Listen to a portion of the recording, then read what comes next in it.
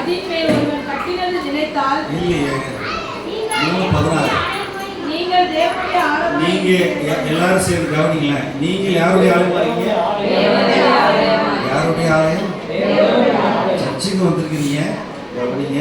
ஆனா நம்ம எல்லாருமே பைபிள்ல எல்லாமே ஆலயம் ஆலயம் போட்டிருக்கோம். ஆனா டெம்பிள், அதாவது ரெசிடென்ஸ் பிளேஸ் அப்படின்னு போட்டிருக்கு. டெம்பிள்னு போட்டிருக்கு கிரேக்க மொழியில.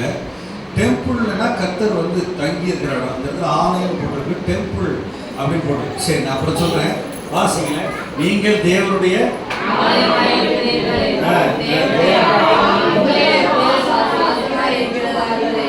அறியாத. சரி, அடுத்த வசனம் வாசிங்க.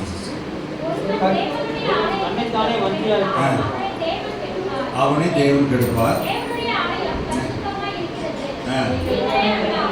சொல்லுங்க, நான் தான் அந்த ஆலயம்.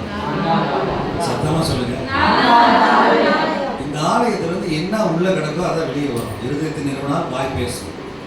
நம்ம கோவப்படுற நேரம், வேதனைப்படுற இந்த ஒரு வாரம் எப்படி இருந்தீங்க யோசித்து பாருங்க. இயேசு உள்ள இருக்காரா? ஒருத்தர் எபேசியர் 1:13 ஒருத்தர் வாசம்.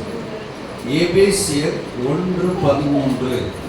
எபேசியர் எழுதின நிருபம், சபைக்கு எழுதப்பட்ட 6 நிருபம். 6 நீங்களும் உங்கள் ரட்சிப்பின்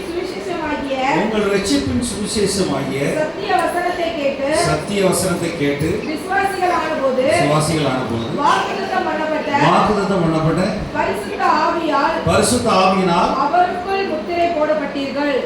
எல்லாரும் ஒரு ஆமீன் சொல்லுங்க. எத்தனை பேர் ஆதார் கார்டு தெரியும்? ஆதார் கார்டு தெரியுமா? தெரியும். எத்தனை தடவை அலைஞ்சிருக்கீங்க? ஆண்டவர் வந்து ஒரு முத்திரை போட்டிருக்காரு, ஒரு ஆதார் கார்டு வச்சிருக்காரு உங்க மேல. கைரேகை. எத்தனை பேர் கைரேகை வச்சு திறக்கிறீங்க?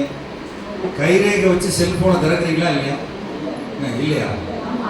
வரப்போகுது. முகத்தை காமிச்சா போதும், கைரேகை வச்சு திறந்தா போதும். இனிமே வந்து பேச்சுக்கும், அதாவது எழுத்துக்கும், எழுத்து வடிவத்தில் இருக்கு மரியாதை இல்லாமல் உலகம்லாம் போகுது.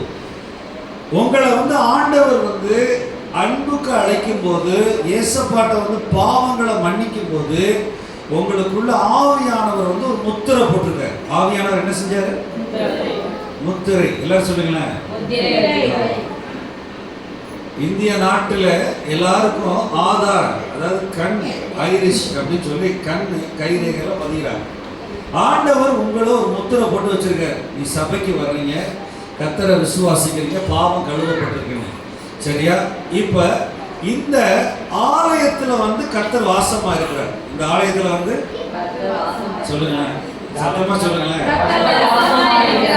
யார் யார் பிரச்சனை இல்லை, மன உளைச்சல் இருக்கீங்க, முடிஞ்ச உடனே ஒரு 1/2 மணி நேரம் 1 மணி நேரம் இருந்துட்டு போங்க. நான் ஜெபம் பண்றேன். கட்டெல்லாம் உடையும். ஆவியானவர் மேல பலமா என்ன விடுதலை வேணும்னா இருங்க. இல்ல பயமா இருக்கு பாஸ்டர் பண்ற ஓடிடுங்க. என்ன சிலருக்கு வந்து அப்படின்னா ஓடிக்கிட்டே இருக்கிறீங்க நிறைய பேர். ஆனா ஆண்டவருடைய சமூகத்துக்கு வர்றதுன்னா சுடுங்க ஊத்துக்குறாரு. அப்படி இருக்கக்கூடாது. ஏசாயா 66:1-2 வாசிங்க.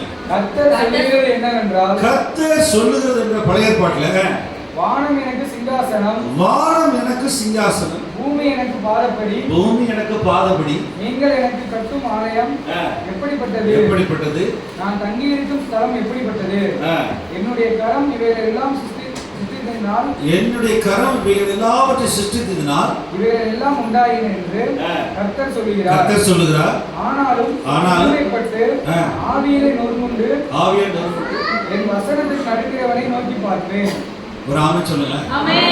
பாருங்க, சிறுமைப்பட்டு ஆவியில் எளிமையுள்ளவர்கள் பாக்கியவான்கள், தேவனுடைய ராஜ்யம் அப்படிப்பட்டது. மத்தேயு 5 ஆண்டவர் சொன்னார். எல்லாத்தையும் ஆண்டவர் உண்டாக்குனார். நல்லா உங்க பக்கத்தில் உள்ள பார்த்து சொல்லுங்களேன், உங்களை ஆண்டவர் உண்டாக்குனார் சொல்லுங்க. ஆண்டவர் உண்டாக்கு சொல்லுங்க. இப்ப தெரியுதா? இந்த ஆண்டவர் உண்டாக்குன ஆலயத்தை ஒழுங்கா வச்சுக்கணும். ஆஸ்பத்திரி போகக்கூடாது, கெட்ட வார்த்தை பேசக்கூடாது, பொய் சொல்லக்கூடாது. இங்கேதான் இயேசு வாழ்றார். இயேசு வந்து இருதயத்துல ஆவியானவர் வார்த்தையா இருக்கிறார். சொல்லுங்க, இயேசு எப்படி இருக்கிறாரு? வார்த்தையா. லாங்குவேஜ் உலகத்தில் உள்ள 7500 மொழியை பொறுத்தவரை கர்த்தர் தான். இந்த வார்த்தை உள்ள வார்த்தை வந்த பிறகு ஆவியானவர் வருவார். இடம் கொடுக்கணும். நம்ம என்ன செய்யக்கூடாது? நான் நான் நான் நீ நீ நீ நான் செஞ்சேன் நான் சம்பாதிச்சது ஏன் விடு, அந்த 3 சென்ட் இருக்கு, ஜீவனத்தின் பெருமை, கண்கள் நிச்சயம், மாம்சத்திலே பிசாசு என்ன சொன்னா சுயநலம் பிடிச்சாரு. நான் அழுவாங்க. தூக்கி கொண்டு போய் செத்து அடக்கம் பண்ணப்பட்டு நான் எங்க போனாரு, அந்த 6 அடியில் உள்ளது கிடக்கிறாரு, தூக்கி போட்டுருவாங்க. நான்ற வார்த்தை இருக்கக்கூடாது. இயேசுவே நீர் வந்து என்னை ஆட்கொள்ளும், நீ தான் சிருஷ்டிகர்த்தா, நீர் என்னை ஆட்கொள்ளும், நீங்க என்னோட இருங்க ஆண்டவரே, என்னை வழி நடத்துங்கன்னு சொல்லணும். ஆமா சொல்லுங்களேன். நீங்க எவ்வளவு தூரத்துக்கு உங்களை ஒப்பு கொடுக்குறீங்களோ, அர்ப்பணிக்கிறீங்களோ, உங்களுக்குள்ள ஆவியானவர் வார்த்தை இருக்கும். நீங்க இயேசு வந்து என்ன செய்ய, இயேசுகிட்ட போய் நடிக்க முடியாது. நடிகன் வந்து பிசாசு. நடிகன் யாரு?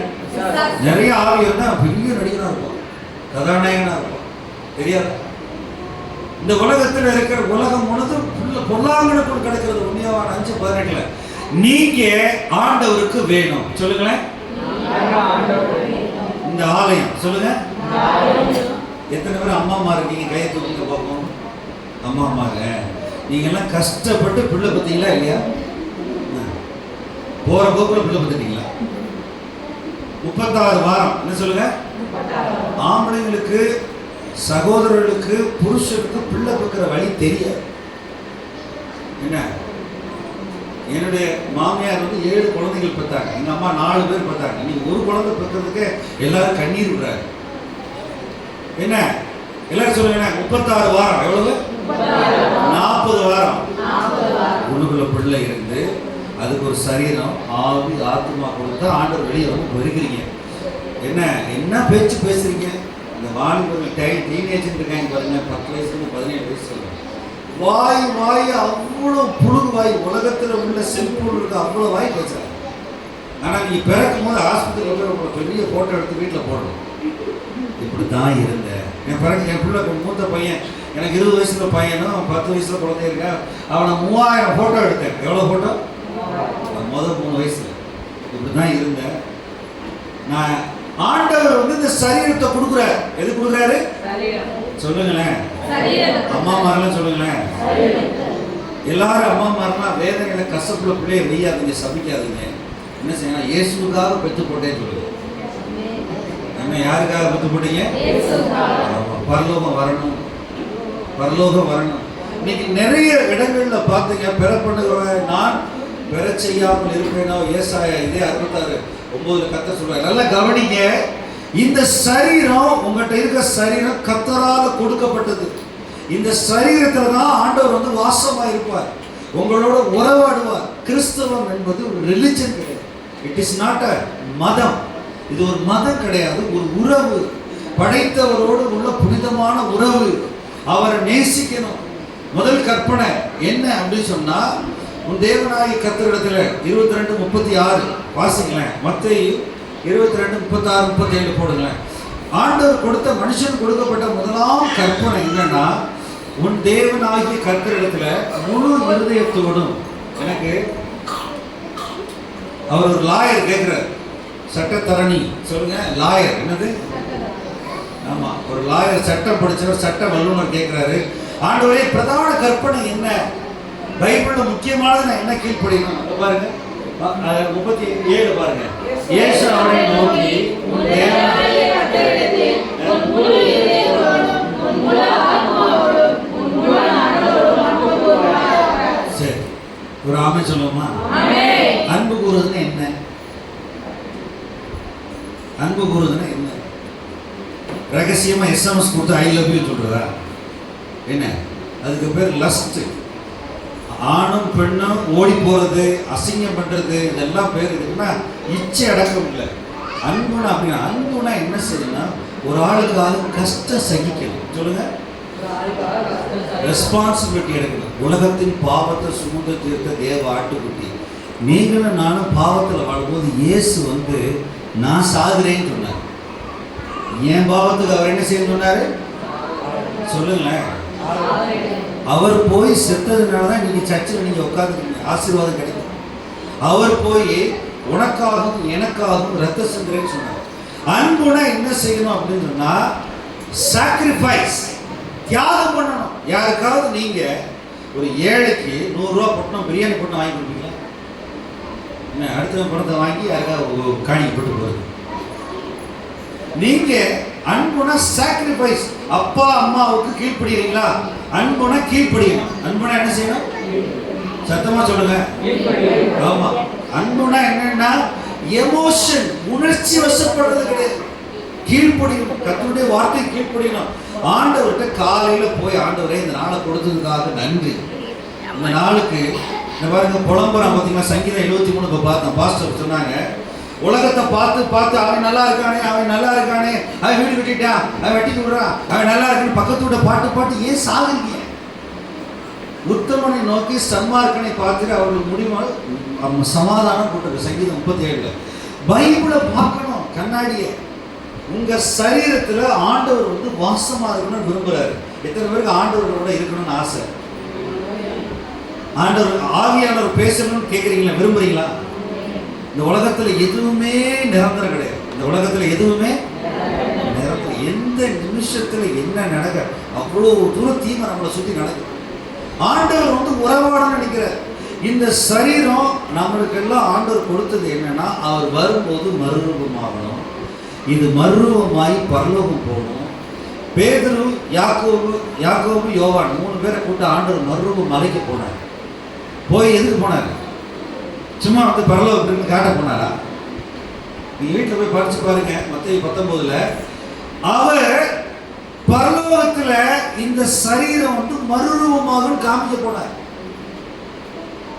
பரலோகத்துல இருக்கிறவங்க எப்படி இருக்கிறாங்க? எலியா, மோசே எல்லாம் காமிச்சார். இன்னைக்கு நம்ம என்ன செய்கிறோம் அப்படின்னு சொன்னா, பூமியை பார்த்து அழிந்து போறதை பார்த்தே வாழணும். அப்படி இருக்கக்கூடாது. இப்ப அடுத்த வசனத்தை வாசிங்க. அடுத்த வசனம் சொன்னேன். அடுத்த வசனம் என்ன சொன்னேன்? வாசிங்க. முடிச்சீங்களா? இல்ல, 1 கொரிந்தியர் 6:19-20 வாசி. 1 கொரிந்தியர் 6:19-20. உங்கள் சரீரமானது நீங்கள் தேவனாலே பெற்றோம். ஒரு நிமிஷம் எல்லாரும் என்னைய பாருங்க. இப்பதான் சொன்னேன், அம்மா வயிற்றுல பிறந்தவங்களாம் இங்க இருக்கிறீங்களா? ஒரு ஆமை சொல்லுங்க. இன்னைக்கு உலகத்துல டெஸ்ட் டியூப்ல பேபி பிறக்குது. எங்க பிறக்குது? ஆமா, அவங்களுக்கு 20 வயசு ஆச்சு, 25 வயசு. அவன் ரசிக்கப்பட்டு சுவிச்சேஷன் தான் தெலுங்குல, லண்டன்ல. அப்பா யாரும் தெரியாது. அப்பா இறந்து போனார், அம்மா இறந்து போறாரு. அப்பாவுடைய வித்தையும் அம்மாவுடைய வித்தையும் எடுத்து டெஸ்ட் டியூப்ல இன்னைக்கு அவ்வளவு உலகம் மோசமா போச்சு. அதெல்லாம் வந்து 25 வயசு ஆச்சு. அந்த பையன் ரசிக்கப்பட்டு இயேசு ஏற்றுக்கொண்டு தெருவில் சுவிசேஷம் சொல்றாங்க. இன்னைக்கு உலகமெல்லாம் டெஸ்ட் டியூப்ல பிள்ளைகள் பிறக்கிறது, வாடகை தாயில பிள்ளை பிறகு. உலகத்துல ரொம்ப அநியாயங்கள்லாம் நடக்குது. சொல்ல தேவனாலே பெற்றோம். சொல்லுங்க, உங்கள் சரீரமா யாரால பெற்றீங்க? அம்மா வயிற்றுல நான் பிறந்தேன். ஒரு ஆமை சொல்லுங்க. என்னைய இந்த காலத்துல ஆம்பளை பிள்ளை வேற பொம்பளை பிள்ளை வேறன்றாங்க. அப்படி கிடையாது. எல்லாரும் ஆண்டவர் நேசிக்கிறாரு. ஆமா சொல்லுங்க.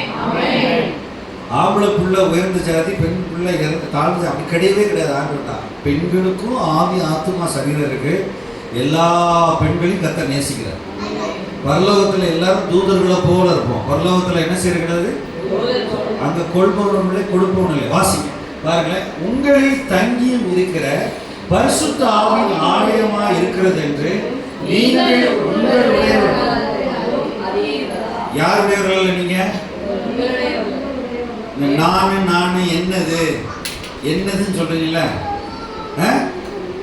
நல்லா கவனிங்க. நான் ரகசியத்தை சொல்றேன், கவனிங்க. அடுத்த வருஷம் வாசிங்க. கிரயத்துக்கு கொல்லப்பட்டீர்களே. என்னது?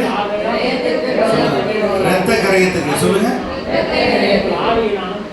சொல்லுங்க. இருங்க. ரத்த கிரயத்துக்கு. என்னது? இயேசு நம்மளை வாங்கியிருக்கார். சொல்லுங்க. ரோமர் 5 எடுங்களா. ரோமர் 5ஆம் அதிகாரம் 5ஆம் வசனத்துல 7ஆம் வசனம் வரை வாசிங்க. ரோமர் 5 5ஆம் வசனத்திலிருந்து 7ஆம் வசனம் வரை. மேலும் நமக்கு அருளப்பட்ட பரிசுத்த ஆவியினாலே தேவ அன்பு நம்முடைய இருதயங்களில் ஊற்றப்பட்டிருக்கிறபடியால் அந்த நம்பிக்கை நம்மை வெட்கப்படுத்தாது. அன்றியும் நாம் பலனற்றவர்களாக இருக்கும்போது குறித்த காலத்தில் கிறிஸ்து அக்கிரமக்காரர்களுக்காக மரித்தார். நீதிமானுக்காக ஒருவன் மரிக்கிறது அரிது. நல்லவனுக்காக ஒருவேளை ஒருவன் மரிக்க துணிவான்.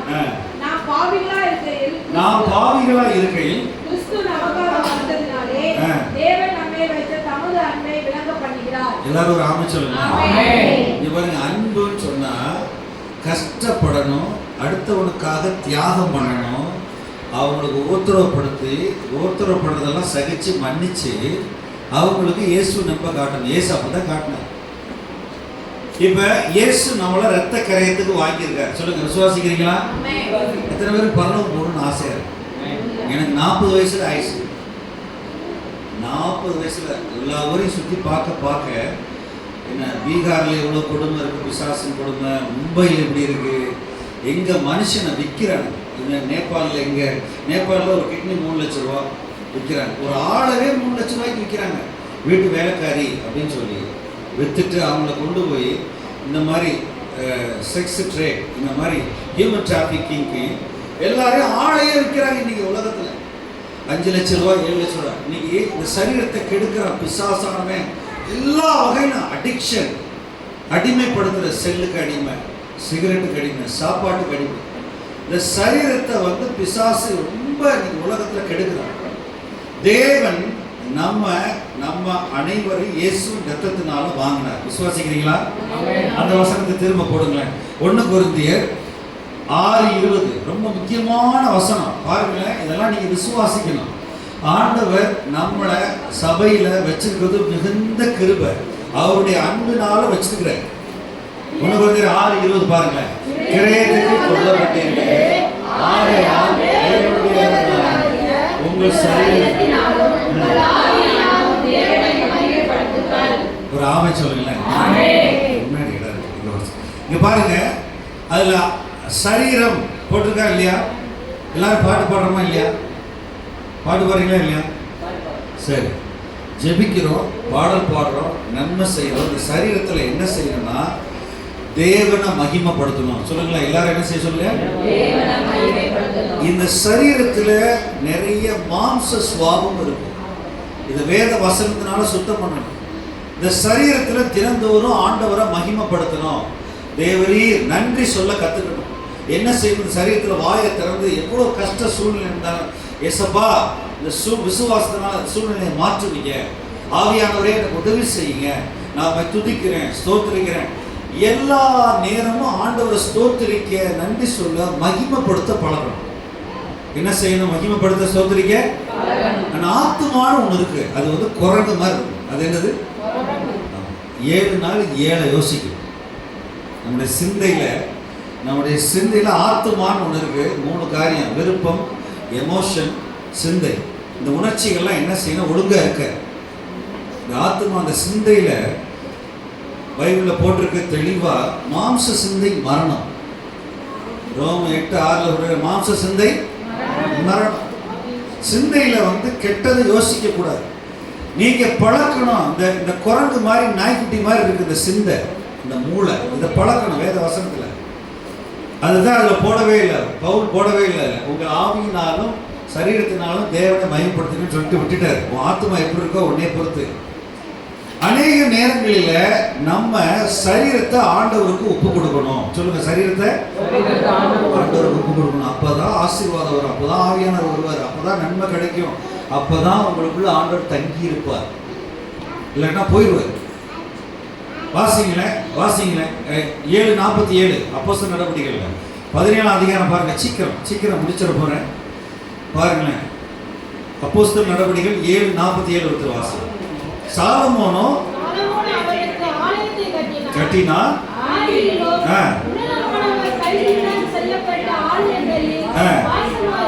வாசமாயிரார்,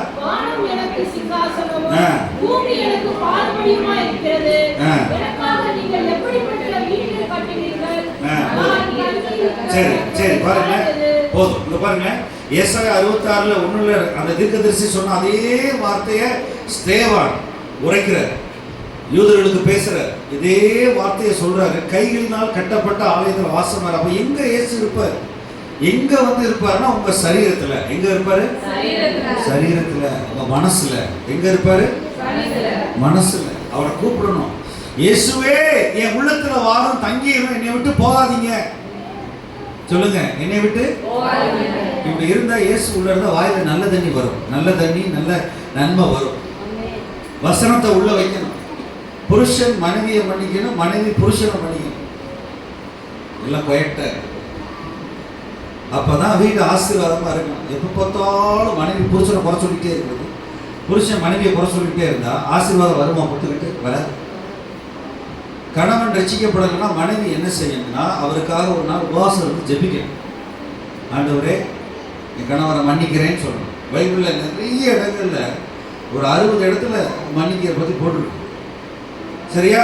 அடுத்து ஒரு வசனத்தை பாருங்களேன். ரோமர் 12:1-2. ரோமர் 12:1-2 பாருங்க. ஒருத்தர் 1 தெசலோனிக்கேயர் 4:7 எடுத்துக்கங்க. அப்படி இருக்க சகோதரரே, நீங்கள் உங்கள் சரீரங்களை பரிசுத்தமும் தேவனுக்கு பிரியமான ஜீவ பலியாக ஒப்புக்கொடுக்க வேண்டும் என்று தேவனுடைய மகா இரக்கங்களை முன்னிட்டு உங்களை வேண்டிக் கொள்கிறேன். இதுவே நீங்கள் செய்யத்தக்க புத்தியுள்ள ஆராதனை. எல்லாரும் ஒரு ஆமென் சொல்லுங்க. இப்ப எல்லாருக்கும் சின்ன பிள்ளைங்க கதை தெரியுமா தெரியாதா? சின்ன பிள்ளைங்க 1ஆம் கிளாஸ்ல ஒரு கதை சொல்றோம். ஒரு முதலையும் குரங்கும் நண்பர்களா இருந்துச்சு. தெரியுமா? அதனால கெட்ட நண்பர்களோட பழகாத அப்படின்னு சொல்லுவாங்க. என்னன்னா ஒரு நாள் குரங்கு ஆசைப்பட்டுச்சா மரத்திலே இருக்கிறேன்னு தண்ணிக்குள்ள போய் இதுக்குள்ள சுத்தி பார்க்கணும் அப்படின்னு. உடனே முதல்ல என்ன செஞ்சுச்சா, சரி வா நீ சுத்தி காமிட்டு கூட்டு போறப்ப குரங்கு வந்து முதல்ல முதுகுல உட்காந்துருச்சு. அப்படியே நடு குளத்துல வந்த உடனே ஆழமான இடத்துல வந்தவன என்ன சொல்லுச்சான், எனக்கு கறினா குரங்கு கறினா எனக்கு ரொம்ப ருசியா இருக்கு, எனக்கு பிடிக்கும் அப்படின்னு சொல்லிச்சான் முதல்ல. அப்ப குரங்கு என்ன சொல்லுச்சான், இல்லையே மூளை வேலை பார்த்து நான் உன்னை கொண்டு போய் அங்க வச்சிருக்கிறேன், மரத்துல ஒளிச்சு வச்சிருக்கிறேன், என் இருதயத்தை அங்க வச்சிருக்கிறேன் அப்படின்னு சொல்லி தப்பிச்சு ஓடி வந்துருச்சு. இன்னைக்கு நிறைய பேர் சர்ச்சுக்கு வர்றோம், நம்ம என்ன செய்யறோம், எல்லாத்தையும் ஒப்பு கொடுக்குறோமா? நம்ம நாக்கு, நம்ம கண்ணு, நம்ம மனசு, இருதயம், சிந்தை இதெல்லாம் ஏசப்பா கொடுக்குறோமா?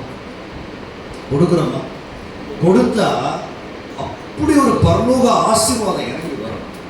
நிறைய நேரம் we are struggling. நம்ம என்ன செய்யறோம், வேதனைப்படுறோம். ஐயோ இப்படி நடந்துச்சே. பாஸ்ட் சில வசனங்கள்லாம் சொல்லும் போது மனசுல வந்து ஸ்ட்ரெஸ் இருக்கு. டாக்டர் என்ன சொல்றாரு, எல்லா வியாதி காரணம் என்னன்னா மன உளைச்சல். என்னது? டாக்டர் உங்களை சுகமாக்கி 100 வருஷம் 500 வருஷம் வாழ வச்சிருவாரா? சொல்லுங்க. காசு இருக்கிறவன் எல்லாம் லட்சக்கணக்காக கொண்டு கொடுக்குறான். ஆனா இல்ல காசு இல்லாதவங்க போயிடுறான். காசு இருக்கிறவனுக்குலாம் புது கிட்னி தராங்க. சொல்லுங்க. என்னன்னைக்கு நம்ம சரீரத்தை ஒப்பு கொடுக்காம இருக்கிறோமோ அப்பதான் பிசாசு தாக்குறான். பிசாசு உங்க சரீரத்தை தாக்குற வியாதி வரும், காய்ச்சல் வரும், கெட்ட கனவு வரும், படுத்துக்கிட்டு எதிரிக்க முடியாது. அது வலிக்குது. இதுல எல்லாரும் டாக்டர் என்ன செய்யறா, ரத்தத்துல சர்க்கரை இருக்கு, ரத்தத்துல என்ன இருக்கு உங்களுக்கு, சால்ட் இருக்கு, உப்பு இருக்கு, ரத்தத்துல பாவம் இருக்கு, இந்த பாவத்தை மன்னிக்கிற ஒரு இயேசு தானே. ஆமென் சொல்லுங்க. எந்த பிரச்சனை வியாதி வந்தாலும் இயேசுவே வெக்கத்தை விட்டு எல்லா பெருமையை விட்டுட்டு என்னை மன்னிய தகப்பனே, நான் அந்த தப்பா போய் சொல்லிட்டு என்னை மன்னிங்க, என்னை ரத்தத்தினால கழுவுங்க அப்படின்னு சொன்னா ஆவியானவர் வருவாரு, வியாதி சுகமாகும். ஆவியானவர் மனசாட்சி சுத்தம் பண்ணுவார். ஆனா டாக்டர்கிட்ட போனா உடனே சுகம் வராது. இன்னைக்கு உலகத்துல பாத்தீங்க அப்படின்னா சரீரத்தை கூறு போட்டு படிக்கிறார். ஒரு டாக்டர் சீட்டு 1 கோடி ரூபா. எவ்வளவு? ஆமா, படிச்சு முடிக்க 2 கோடி. யாராவது தவளை அறுத்து பார்த்த மாதிரி, கரப்பாம்பூச்சி அறுத்து பார்த்து நீங்க வருவீங்கன்னு காத்திருக்காங்க. நீங்க போனீங்க, பாவம் செஞ்சுட்டு போனீங்கன்னா நான் ஒன்றும் சொல்ல முடியாது. அங்கே மார்ச்சரியில் கொண்டு வச்சு அறுத்துருவாங்க. நெஞ்ச அப்படியே அறுத்து இதை பார்த்துட்டு 1 மணி நேரம் முடிய ஆப்ரேஷன் 7 மணி நேரம் பார்க்குறேன். அநேக நேரங்களில் நான் உங்களுக்கு சொல்லுறேன், இந்த சரீரத்தை கர்த்தருக்கு ஜீவ பலியா ஒப்பு கொடுத்தீங்கன்னா சுகமாய் வாழலாம். ஆமென் சொல்லுங்க. திரும்ப அந்த வசனத்தை பாருங்க. திரும்ப அப்படி இருக்க அந்த 11 அதிகாரத்திலையும் பயங்கரமா அந்த கர்த்தருடைய மனுஷன். இப்பதான் ரோமர் படிச்சோம் 2:27 அவர் சொல்ற, யூதர்கள் 12 கோத்திரக்காரனுக்கு நியாயப்பிரமாணம் தெரிஞ்சவனுக்கு சொல்றாரு, சரீரம் சொல்லுங்க, வாசிக்கலாம் எல்லாரும். நீங்கள் உங்கள் சத்தமா சரீரம் பரிசுத்தமும் தேவனுக்கு பிரியமான ஜீவ பலியாய்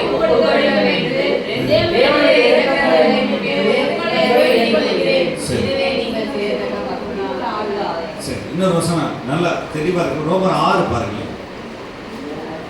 ரோமர் 6:19 பாருங்க.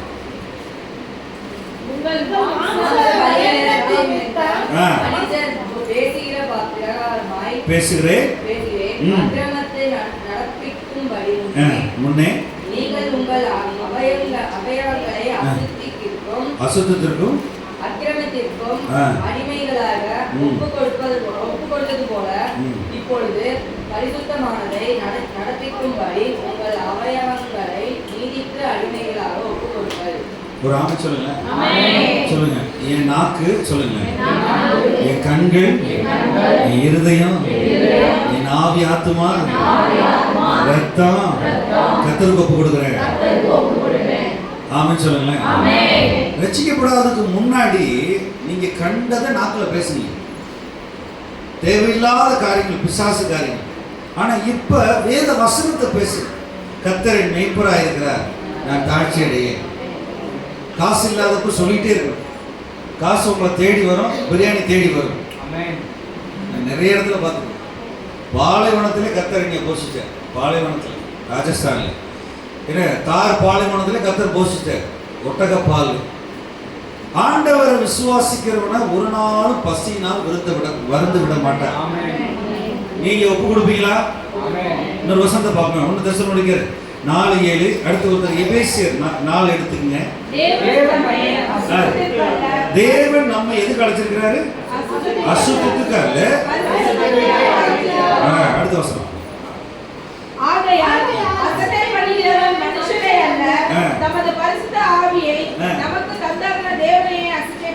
பாத்தீங்களா? டிவியில பார்க்க கூடாத பார்க்க கூடாது, பார்க்க வேண்டாத என்ன எல்லாம் அமைதியா இருக்கு. ராத்திரி சகோதரிகளே நான் சொல்றேன் உங்களுக்கு, ராத்திரி 9 மணிக்கு சுவிட்ச் ஆஃப் பண்றீங்களா எல்லாத்தையும், லைட்டு டிவியே எல்லாத்தையும். என்ன சர்ச்சு கட்டுறதுக்கு பணம் தேவையெல்லாம் இருக்கு, நிறைய லட்சக்கணக்கா. என் வீட்டில் 12 வருஷமா டிவி கிடையாது. எனக்கு மனைவிக்கு ஜெபிக்க நேரம் இல்லைன்னு டிவியை கொண்டே ஒரு நல்ல ஒரு ஊழியக்காரர் ஒருத்தர் வித்துட்டேன். நீங்கள் வேண்டாம், எது நேரத்தை திருடுதோ உங்கள் ஜெபத்துக்கும் கர்த்தரோட ஐக்கியக்கூடாது, வீட்டில் இருக்கக்கூடாது. நைட்டு 1 மணி வரைக்கும் 12 மணி வரைக்கும் ஓடக்கூடாது. கண்களின் இச்சை. பிசாசுக்கு ஒரு பெயர் என்னன்னா ஆகாயத்து அதிகாரப்படுறது. இந்த பேசியர் 2:2 அந்த ஆகாயத்து வழியாக சேட்டலைட் வழியாக வந்து, சிக்னல் வழியாக வந்து, செல்போன் வழியாக வந்து மூளையை சேதப்படுத்தி உங்களை கெடுத்துருவோம். தேவையில்லாத அசுத்தத்துக்கு கர்த்தர் நம்மளை அழைக்கல, பரிசுத்தமா இருக்கிறதுக்கு தான் அழைச்சிருக்காரு. உங்க ரத்தத்தினால கழுவி உயிரை கொடுத்து வாங்கி வச்சிருக்காரு. நீங்க எப்படி இருக்கீங்க? சரீரத்தை ஒப்பு கொடுக்க மாட்டேங்கிறீங்க. நான் கொஞ்சம்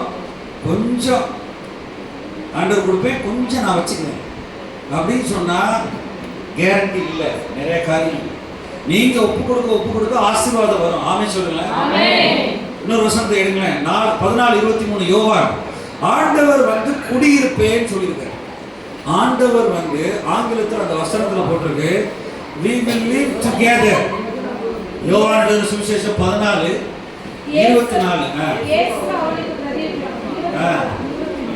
தேவன் ஆவியா இருக்கிறார். இல்ல யோவான் 14:23. ஒருவன் என்னில் நான் முதல்ல அன்புனா என்ன சொன்ன? கீழ்ப்படிதல். சொல்லுங்க. அன்புனா தியாகம். சொல்லுங்க. உணர்ச்சி கிடையாது. அன்புனா கூட்டிட்டு ஓடி போறது என்ன? தவறான காரியங்களை பிசாசு விதைக்கிற இருதயத்துல. அன்பா இருக்கிறவன் என்ன சொல்லப்படுவா? என் வசனத்தை சரி அடுத்து வாசிங்க. இப்ப இயேசுவும் பிதாவும் நாங்கள் வந்து அவனிடத்தில் என்ன செய்வோம்? சொல்லுங்க எல்லாரும். இப்ப இயேசு உங்ககிட்ட வாசம் பண்ணணுமா இல்ல வேற எதுவும் உங்ககிட்ட வாசமா இருக்கணுமா? எனக்கு தெரியல. நீங்க யுவர் சாய்ஸ் இஸ் யுவர்ஸ். அதாவது ஜீவனையும் மரணத்தையும் உனக்கு முன்பாக வைக்கிறேன், ஆசீர்வாதத்தையும் சாபத்தையும் உனக்கு முன்பாக வைக்கிறேன், நன்மையும் தீமையும் உனக்கு முன்பாக வைக்கிறேன். நீயும் உன் பிள்ளைகளும் உன் குடும்பம் நல்லா இருக்கு. ஜீவனை தெரிந்து கொள், ஆசீர்வாதத்தை தெரிந்து கொள், நன்மையை தெரிந்து கொள்ள ஆண்டவர் பழைய பாட்டிலே சொல்லிட்டேன். நீங்க தான் சரீரத்தை ஜீவன். கோபம் வருது அப்படின்னு சொன்னா ஆண்களுக்கு நான் சொல்றேன், என்ன செய்யுங்கன்னா, மனைவி டென்ஷன் ஏற்றுறாங்கன்னா டக்குன்னு எந்திரிச்சு பேண்ட்டை போட்டு சட்டையை போட்டு வண்டி எடுத்துட்டு வெளியே போய் டீ வடை சாப்பிட்டு போங்க. தொண பேசாதீங்க. அது மாதிரி பெண்கள் என்ன சொல்றேன், ஆண்கள் வந்து டென்ஷனாக இருக்கார், ஒரு மாதிரி வேலையில் பிரச்சனையாக இருக்கார் அப்படின்னா வாயை மூடணும். பிளாஸ்டிக் போட்டு வாயை மூடுனா நிறைய சண்டை நடக்குது. அவர் உண்மையான மனுஷன்.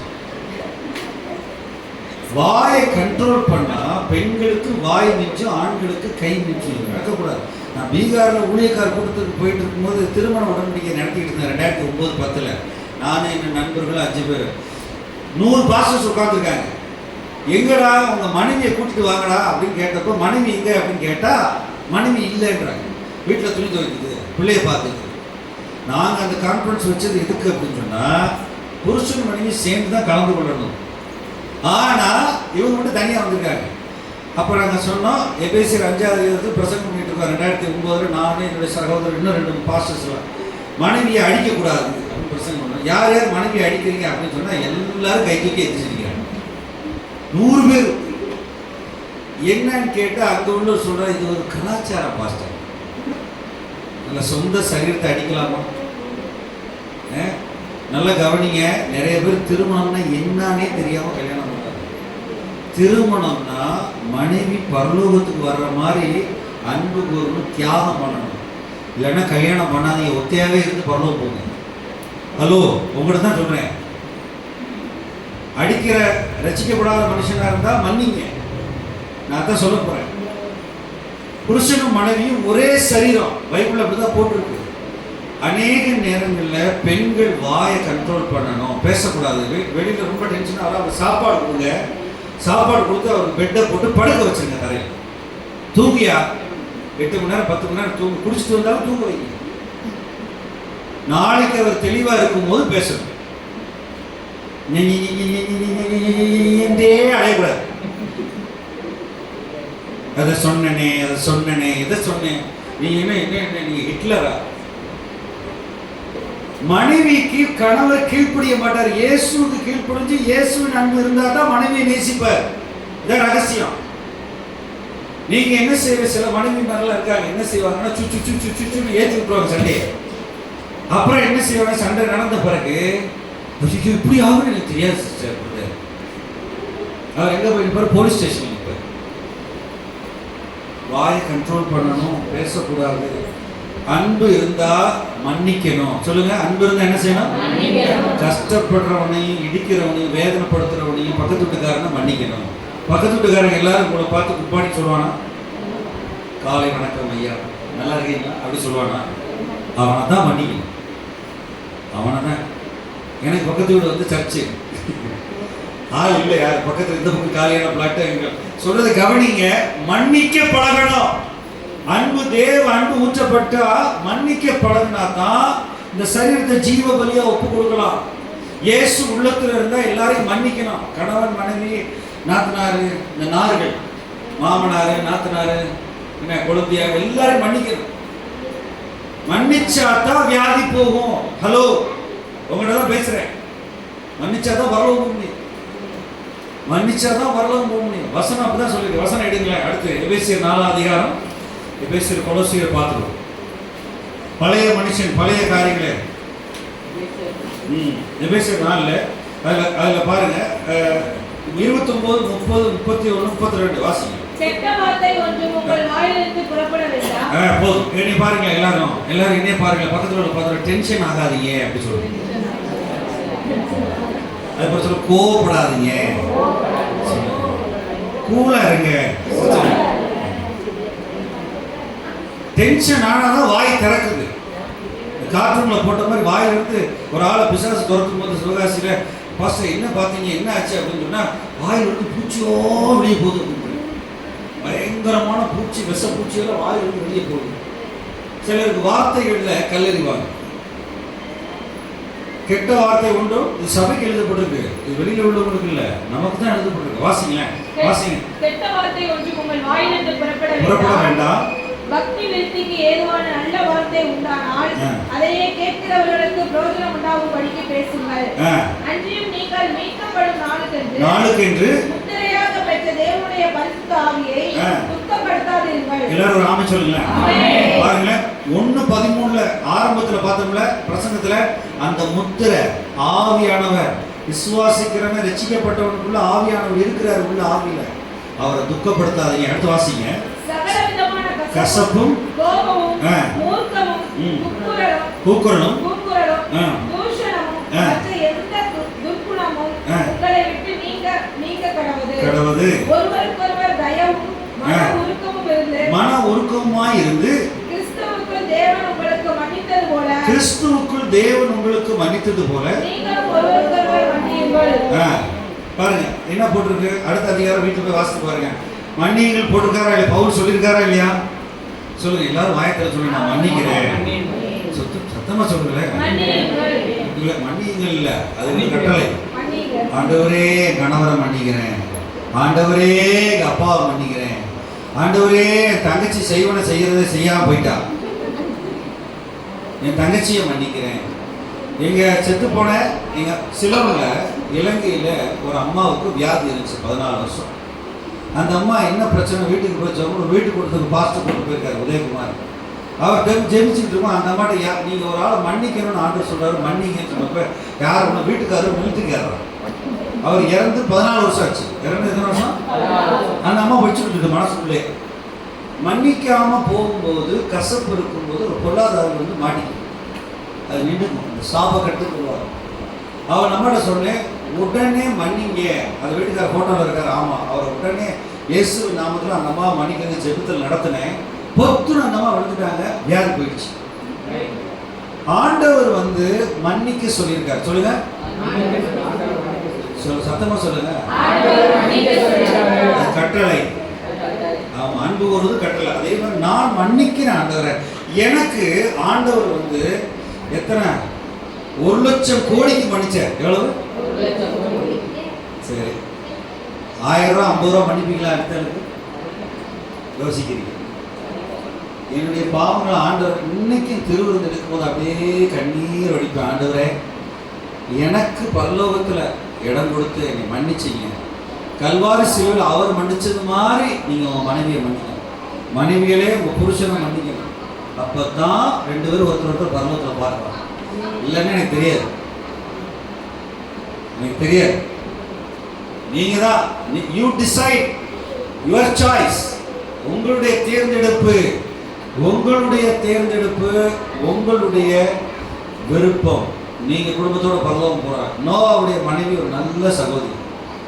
ஏன்னா சம்மந்தகாரெல்லாம் விட்டு போட்ல ஏறிடுச்சு. சொன்னபடியெல்லாம் கேட்டு நல்லா கவனிங்க. இன்னொரு வசனத்தை பார்த்து முடிச்சிருவோம். கொலோசியர் 3ஆம் அதிகாரம் பாருங்க. கொலோசியர் 3ஆம் அதிகாரம் பாருங்க. அதுல 8, 9, 10 வசனத்தை பாருங்க. இப்பொழுதோ கோபமும் மூர்க்கமும் பொறாமையும் உங்கள் வாயில் பிறக்கலாத தூஷணம் வம்பு வார்த்தைகளும் ஆகிய இவைகளை எல்லாம் விட்டு விடுங்கள்.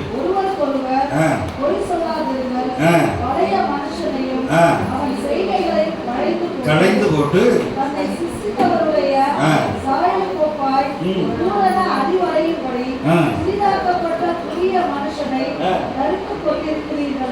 ஆமென் சொல்லுமா? உள்ளான மனுஷன்ல புதிய மனுஷன் ஒருத்தன் ஆவியில் இருக்கிறார். அந்த புதிய மனுஷன்ல வாழணும்.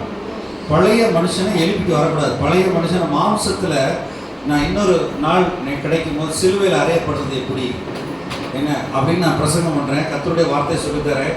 நீங்க இப்பொழுது என்ன செய்யணும்னா, நான் 2 காரியம் சொல்றேன். என்ன சொல்றேன்? எல்லாரும் கை காமி. 2 காரியம்.